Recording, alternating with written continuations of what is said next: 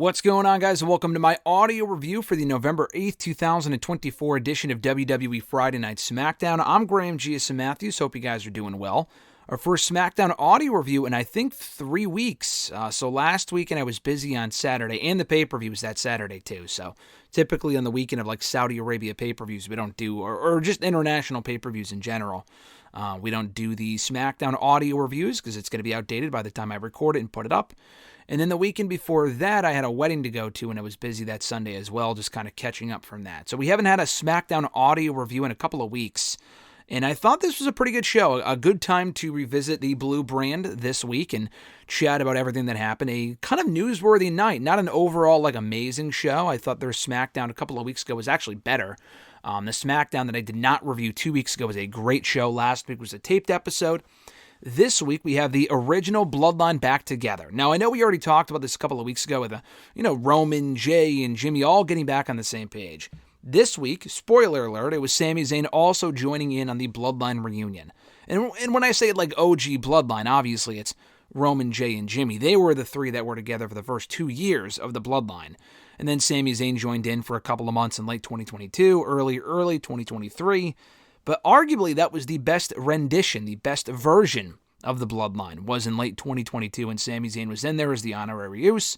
And now they're all back on the same page as seen on SmackDown. Not an angle without its flaws, which we'll get into, but I thought it was a great way to close the show. We also found out on this episode, I might as well discuss it now because it wasn't like an in-ring segment or anything like that. We found out that WWE is indeed unveiling an all-new Women's Midcard Championship for the first time ever on the main roster. NXT started this a couple of months ago. They announced the new Women's Midcard belt for NXT over WrestleMania weekend. They officially debuted it back at, I think, Battleground in early June. Kalani Jordan was champion for a few months, just lost it actually to Fallon Henley and Halloween Havoc. And now they're bringing the concept to the main roster, which was really more a matter of when than if, because people have been talking about this for such a long time. And my holdup for the longest time has always been, if you want to do a women's mid-card belt, you do it, but you make one for both brands and you get rid of the tag titles. Now, it doesn't look like they're doing either of those things. The tag titles are clearly not going anywhere anytime soon. And then, based on the fact that this is called the Women's United States Championship, as we found out from Nick Aldis on Friday SmackDown, they're clearly going to introduce a Women's Intercontinental Championship on the sooner side as well. Maybe as soon as Monday's Raw.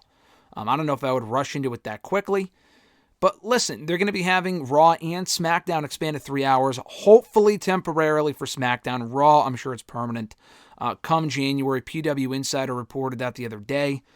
Which kind of lends more credibility to that report if it's coming from like Mike Johnson to PW Insider.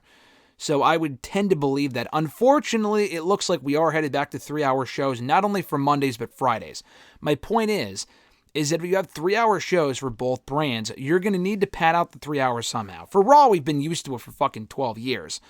For SmackDown, you're also going to have to create more interesting mid-card storylines for the women. And I've been saying this fucking forever.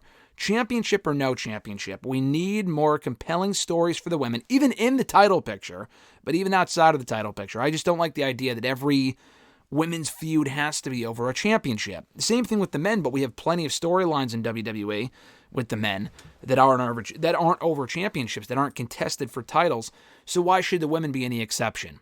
They've always struggled with that, especially lately as well. Like you would think with the more women they've brought into the company, and they have such a strong women's lineup on Raw, SmackDown, especially NXT, you would think they would have done a better job by now of creating better women's mid-card stories, and they just haven't. And you would think maybe putting a championship into the mix would force them to do that, but I don't know. Time will tell. Like even when we had one women's championship across both brands many years ago, back in like 2016, the argument among some fans at that point was, well, if we bring back the 2 title belts that we haven't had since 2010, then they'll be forced to create more women's stories on Raw and on SmackDown.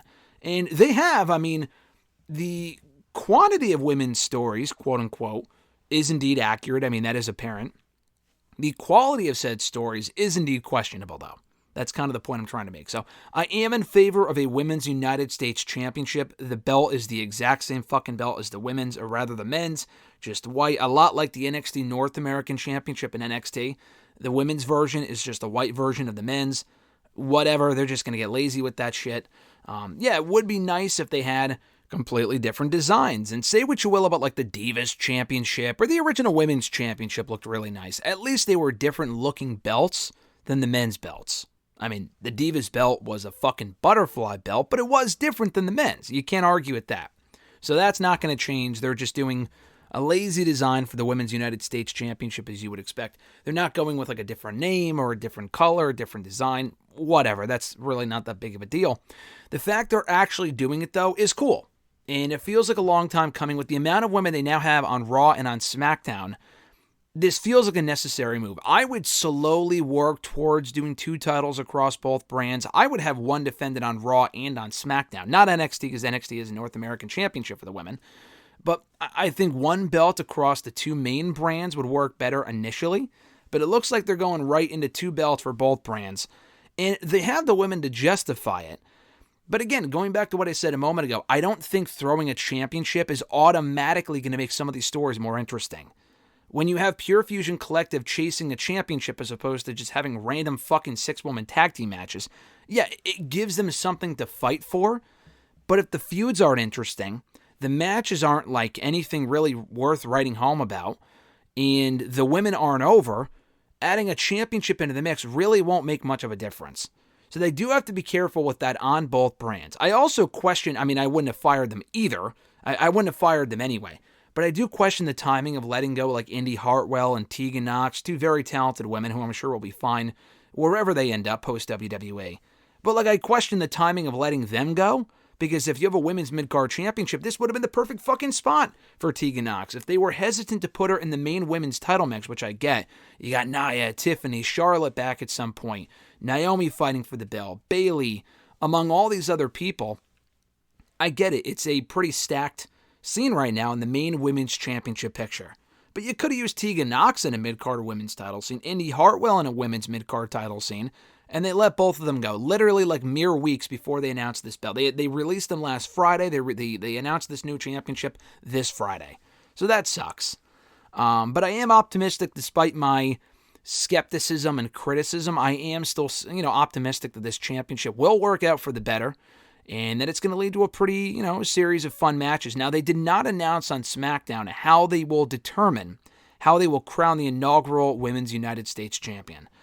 I imagine a tournament, hopefully not a fucking battle royal. I think doing battle royals for belts is stupid. They don't do it very often, but they have done it in the past.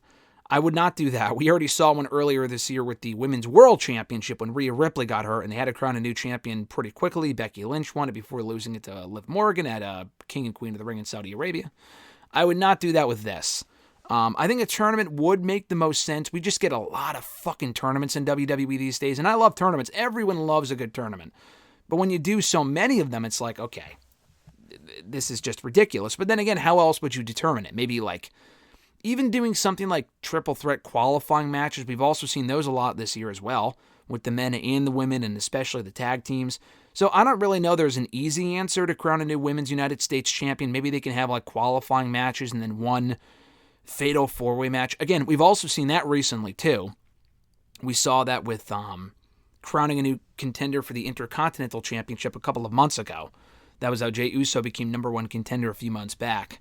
So, whatever they do, it will probably be something they've already done in recent months, but it would be better than just fucking giving the belt to someone or whatever. Obviously, they're going to have to earn it. Nick Aldis said that in his announcement on Friday, so I thought that was pretty cool. The Bloodline stuff was what actually kicked off the show. Roman Reigns out there with Jay and Jimmy, and they're all back on the same page. Of course, they lost the Solo Sikoa Tama Tonga, and Jacob Fatu in the 6-man tag team match at Crown Jewel, so they're still having to put the pieces back together, are Roman and the Usos.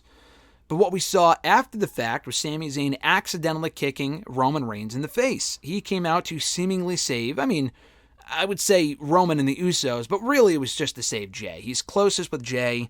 Him and Jimmy don't have the strongest relationship. And it was interesting because I think it was Jimmy who actually was the one who brought Sami Zayn into the Bloodline initially 2 years ago.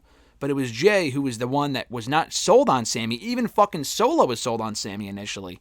Jay was not, but then the tides turned over time, and it was Jay who kind of warmed up to Sami Zayn when the rest of them wanted Sami Zayn out.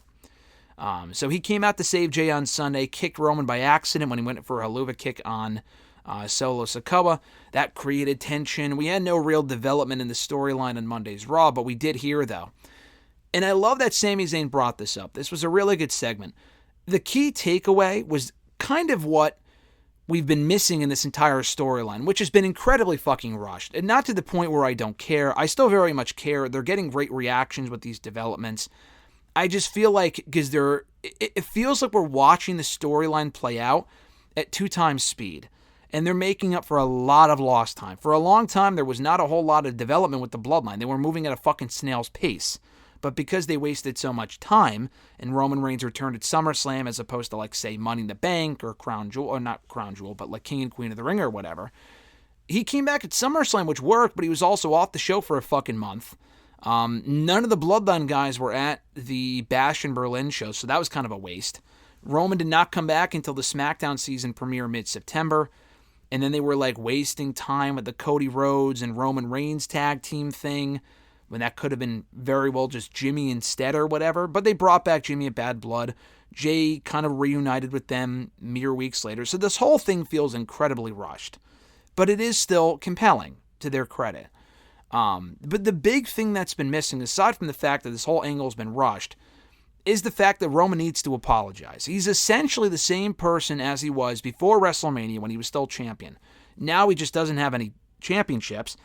And he's feuding with the heel faction in the new Bloodline, and Solo Sikoa's led Bloodline.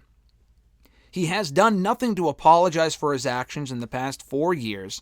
He's done nothing to, like, show any regret towards his actions or what he had done during his championship reign in physically and emotionally, mentally abusing the Usos, Sami Zayn, the audience, manipulating them and everyone else.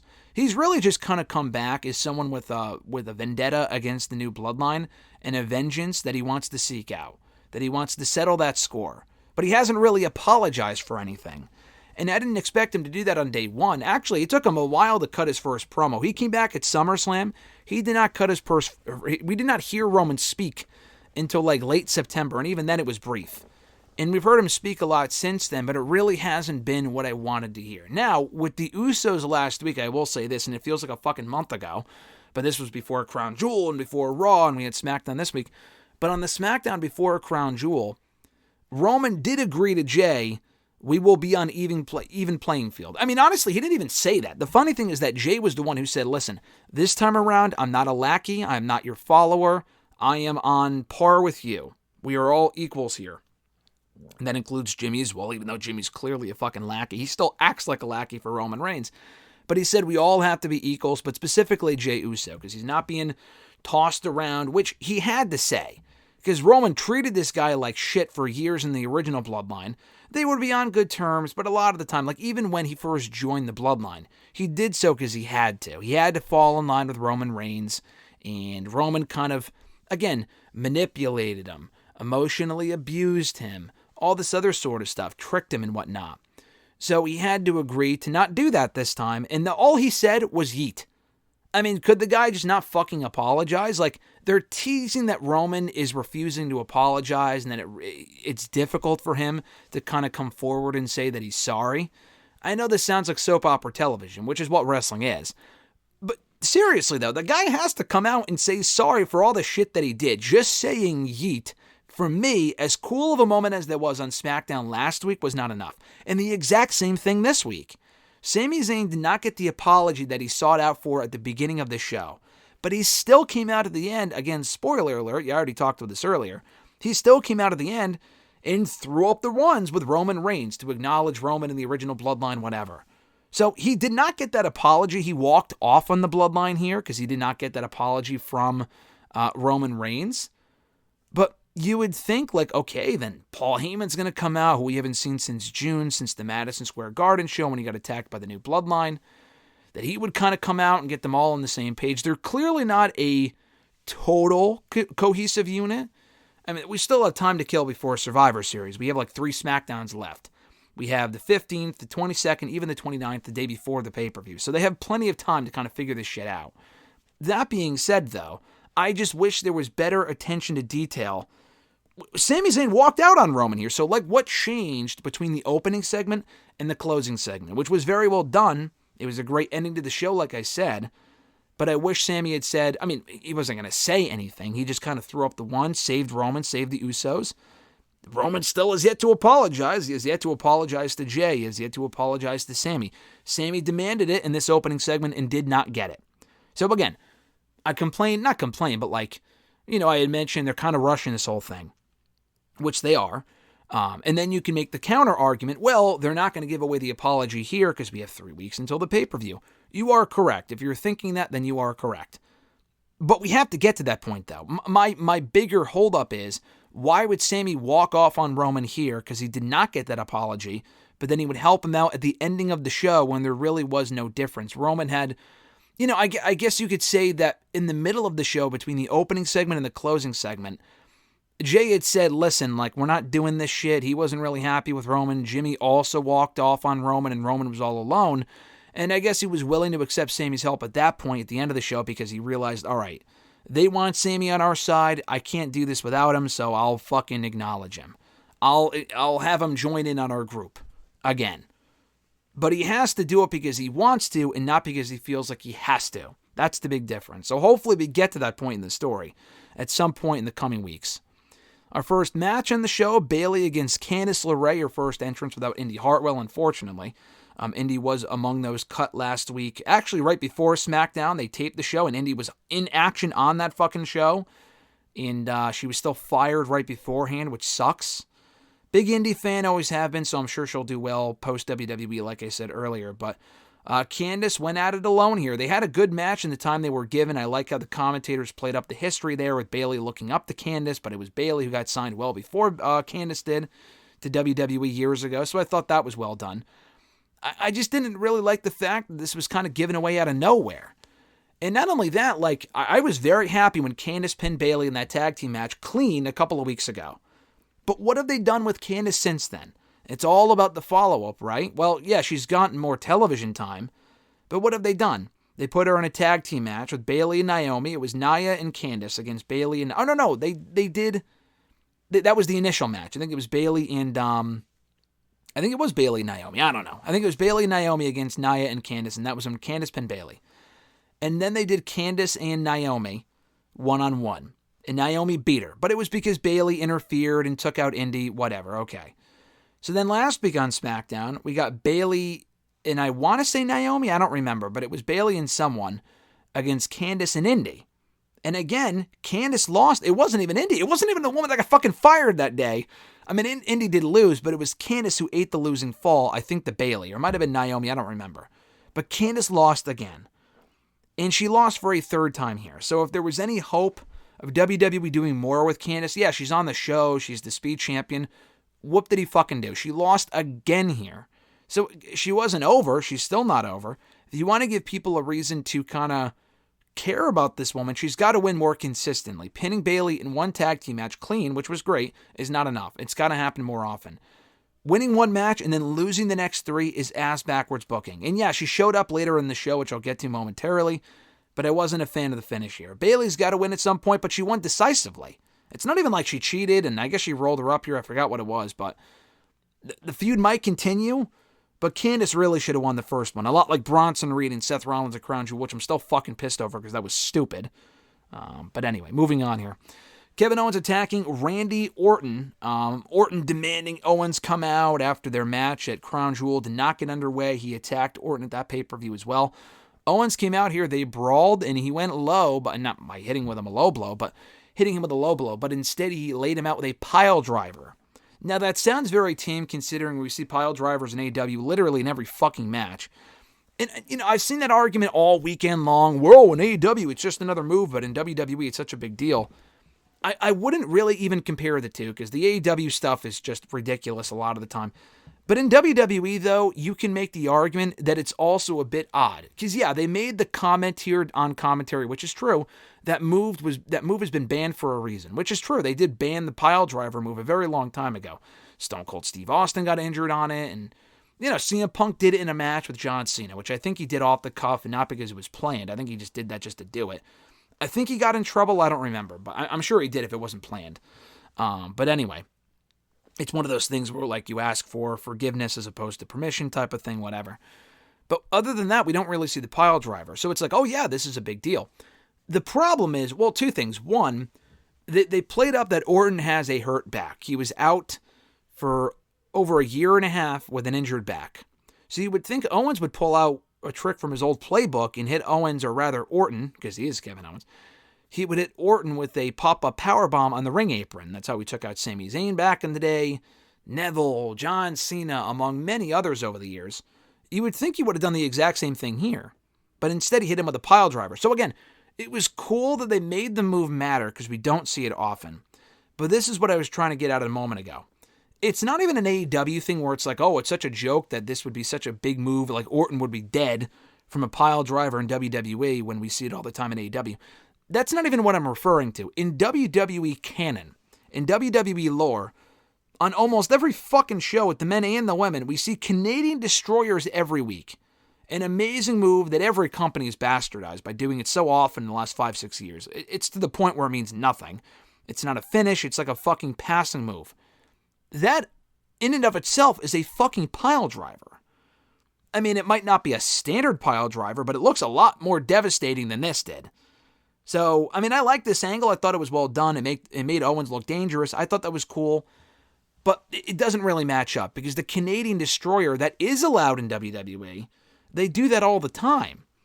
And that is also a pile driver. So if no one's ever injured off of that in storyline, why would Orton be hospitalized because of one pile driver that Owens hit? And it wasn't even like one of Owens' cool pile drivers, like he would do the package pile driver off the fucking top rope or some shit. He didn't even do that. That would have been even cooler.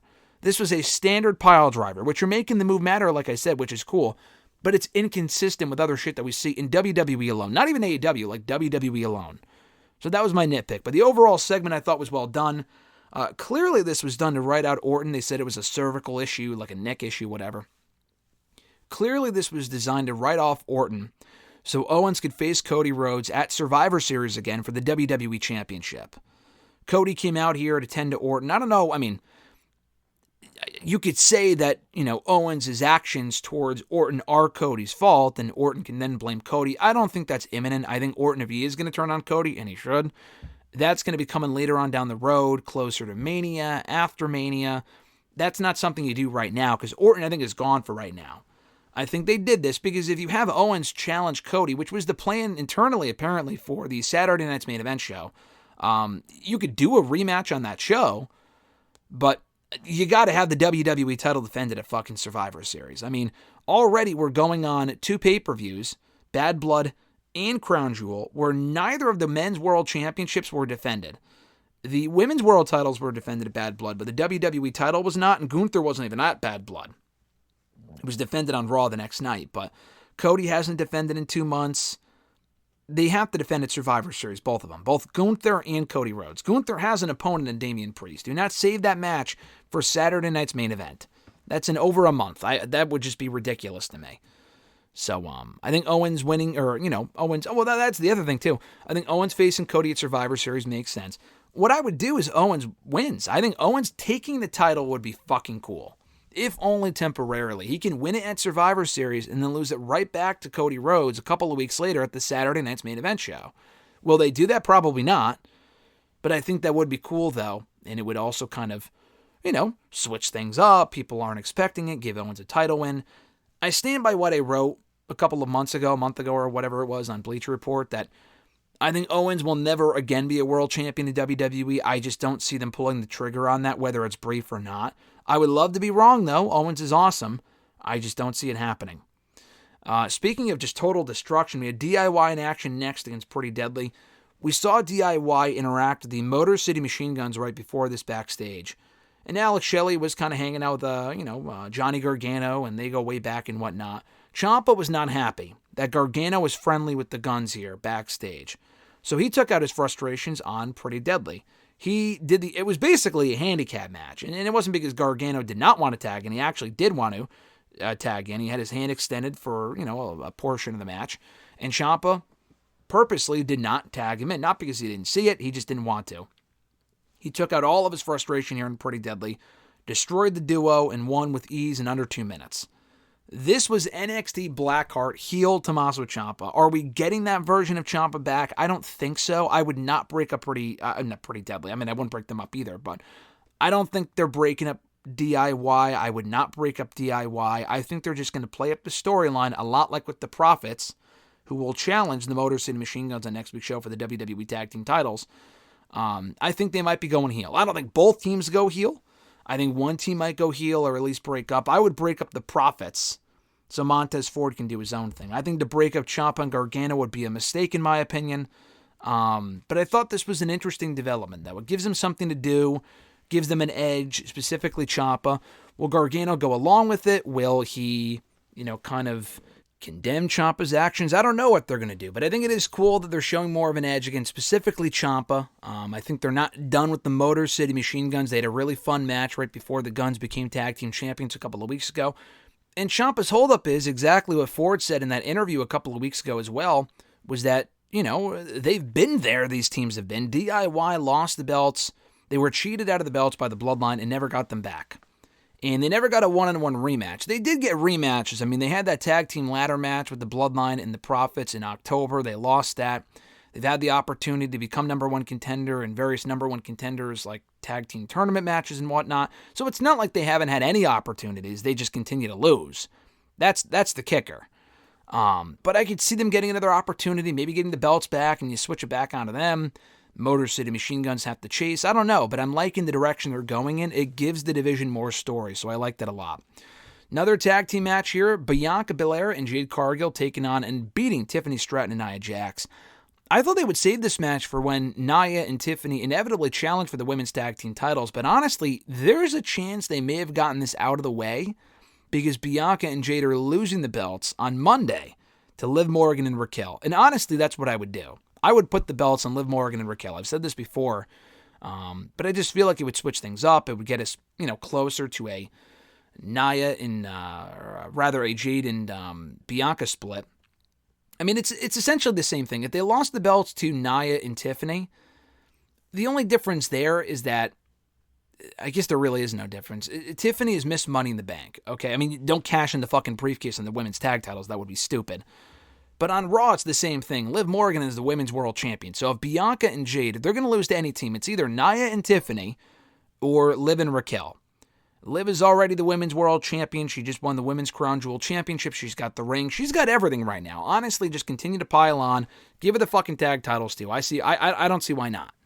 Tiffany and Nia, they could win the belts and I wouldn't be upset, but, they got their own shit going on. They're clearly teasing even more tension between them than they are Liv and Raquel. So it makes more sense for them to put the belts. If they are going to drop the belts to either team, either makeshift team, and they're a makeshift team themselves, or Bianca and Jade, I think it would make more sense for it to be Liv and Raquel, in my opinion.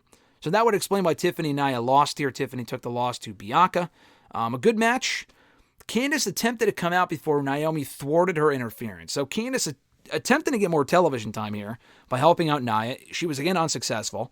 Naomi will challenge Nia for the WWE Women's Championship on next week's SmackDown, so this kind of helped build towards that, and give Bianca and Jade another momentum-building win before they challenge, or rather defend, against Liv and Raquel on Monday's Raw. I mentioned the Machine Guns earlier. They had a match here against A-Town Down Under. They were supposed to be on the Grayson Waller Effect on the show, and then I don't think they explained on the show itself why it didn't happen. They did do a WWE.com exclusive before SmackDown that I did not see until after the show. It's almost the exact same thing as the Guns' debut, because the Guns were supposed to face Los Garza in their debut, and then they didn't. They ended up being put in a fucking triple threat instead, and that was when they became, got closer to becoming number one contenders, or rather number one contenders to the tag titles. So again, plans changed here. It seems like plans are constantly changing with the Guns. You think that they're going to go to NXT, they go to SmackDown instead. We thought they were going to go to AEW, they went to WWE instead. They were supposed to debut against Los Garza. Technically they did, but it turned into a triple threat, and they won that match. They become number one contenders. You think they're going to save the tag title match for later down the road. They did it that night instead. They're supposed to be in the Grayson Waller Effect here, and they faced them instead. So plans are constantly changing with these guys, but they're making the most of it. It was a very good match. This crowd did not give a shit. I mean, they didn't care about a lot of the stuff that we saw on the show. They don't really care about, like, Candice, for example. But I thought that was a bummer because the Machine Guns are great. A-Town Down Under, a talented team. But I can't say I completely blame the crowd, though. I mean, the Guns are just kind of getting their feet wet. I was kind of hoping we would see them on the Grayson Waller Effect because we haven't really heard from them a whole ton. They did speak briefly before they beat the Bloodline for the tag titles a couple of weeks ago, but like in an interview promo segment, we really haven't heard from them in a setting like the Grayson Waller Effect. So it probably wouldn't have been like amazing television, but I was kind of hoping that we would get that, and we didn't. And I don't think we get it now because they already beat the team of Austin Theory and Grayson Waller. Maybe they were going to do the Grayson Waller Effect and then have the match happen next week, but they wanted to do the Profits and Motor City Machine Guns next week instead. That's probably what happened, which is going to be for the tag titles, by the way. But yeah, the crowd just did not care.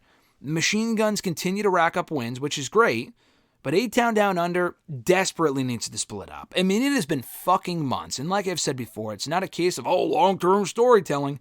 No, they were teasing tension 6 fucking months ago, and they are still teaming. And I like the team. They're a good team, but they've won all of like one fucking match in the last 5 months. It's time to move on with Austin Theory and Grayson Waller, because when we do inevitably get to the split, people will not give a shit.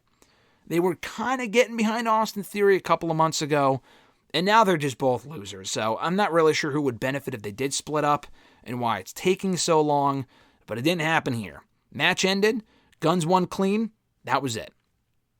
Main event segment I already kind of talked about earlier, but it was the undisputed, tribal chief acknowledgement ceremony, blah, blah, blah. Roman Reigns came out. It was funny because he said, "I will never acknowledge you," which is funny because he literally did acknowledge Solo a couple of weeks ago on SmackDown. I think it was right after Bad Blood, not like the week after, but soon after. And he said that he did acknowledge Solo, but just not as his tribal chief. So maybe that's what he meant to say here. He said, I'll never acknowledge Solo. But it's like, well, you fucking did 3 weeks ago. You just didn't do it here because, you're feuding with him now. You lost to him. I don't know.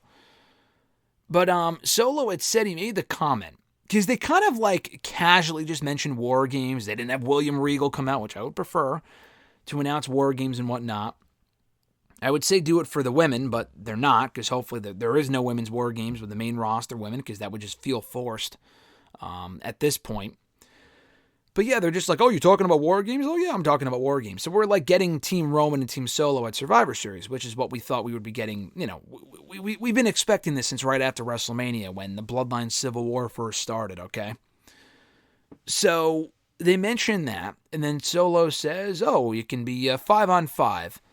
Our 5 against 4 guys that you can find. And Roman was like, well, who's your 5th guy? Because he had Jacob Fatu in the ring, the Tongan, Solo, and then he introduced Sami Zayn, because Sami Zayn walked off on Roman and the Usos earlier in the show. Obviously, that was a red herring. Again, a lot like at the pay-per-view and whatnot. Sami came out. He attacked Solo, not Roman. And they evened the odds when the Usos came out. And then Roman, the Usos, and Sami Zayn threw up the ones and closed the show as a unified bloodline. The original unified bloodline. Not original, but close enough, I guess. Because the original bloodline was really Roman Reigns and Jey Uso and Paul Heyman. But Paul Heyman's not back yet, and we have Jey Uso in the fold. Sami Zayn is here, so it's like 2022 bloodline specifically, which I think is great. I think Sami Zayn getting involved makes sense. It was the most entertaining version of Bloodline. And also in War Games a couple of years ago, Solo was on their squad, but it was Roman, the Usos, and Sami. So it makes sense to revisit that this time with them as baby faces. Now, I didn't mention this earlier, but just to bring it up here and kind of close this shut.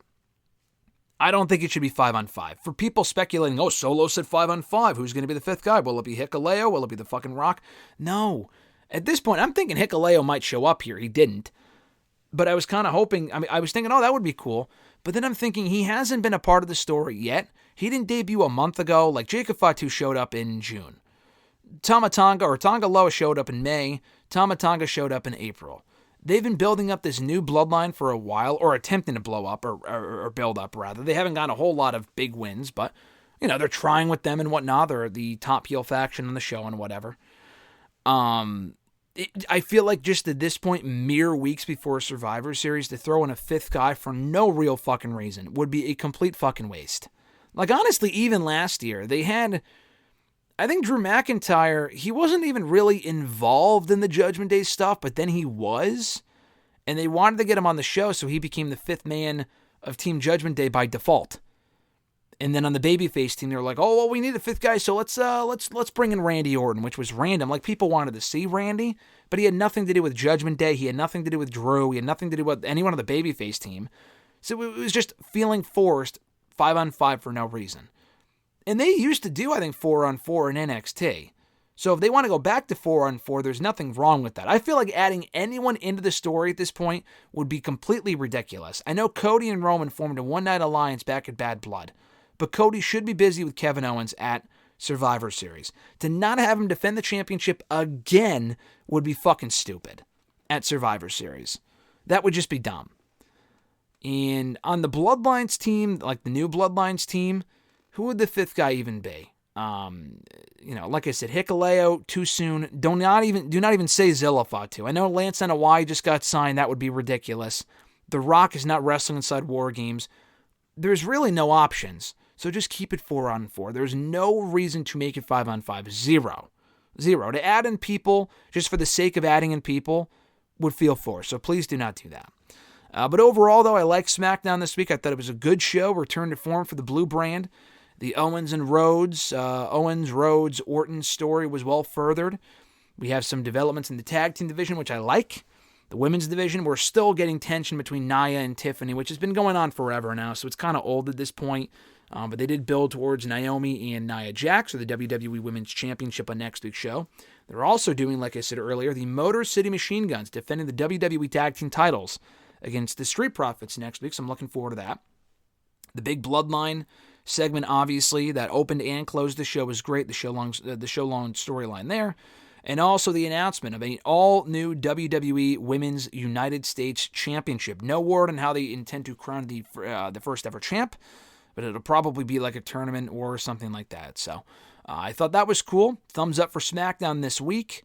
No SmackDown audio review next week. Now, I know we didn't do one last week or the week before that, so I know it's kind of, infrequent and whatnot, but I'll be away next weekend. I will not be recording at all while I'm gone. I'm trying not to, actually. It's like a mini vacation, so no SmackDown audio review next week. I will be reviewing SmackDown Lowdown at some point. It will probably be Monday. It would not be on the weekend, so just keep an eye out for that. It would probably be, I'll probably have that review up on that Monday, so you can keep an eye out for that. And then we might go back to doing SmackDown audio reviews in 2 weeks, most likely. Looking at the calendar now for the 22nd, 23rd. That weekend we'll probably do one. And then the weekend of Survivor Series, we'll see.